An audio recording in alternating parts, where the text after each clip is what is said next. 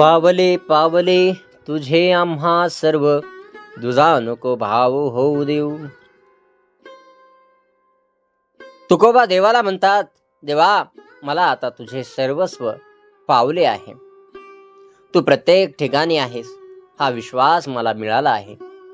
आता माझ्या मनात तुझ्याशिवाय दुसरा कोणताही भाव निर्माण होऊ देऊ नकोस. सर्व काही विठ्ठलमय आहे. हीच भक्तीची खरी अवस्था आहे. जेथे तेथे तुझीच पावले, त्रिभुवन संचले विठ्ठला गा. हे विठ्ठला, मी जिथे पाहतो तिथे मला तुझीच पावले दिसतात बर का. तिन्ही लोकांमध्ये स्वर्ग, मृत्यू, पाताळ तूच भरून राहिलायस.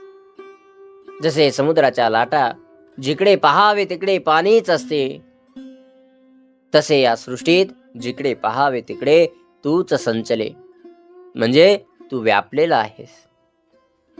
भेदाभेद मते भ्रमाचे संवाद, आम्हा नको वाद त्यांशी देऊ.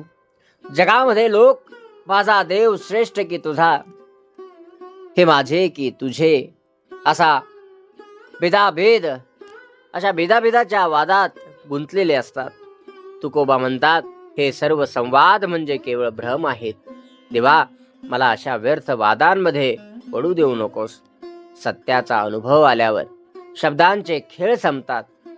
तुका म्हणे अनु तुझवीन नाही, नभाहुनी पाही वाड आहे.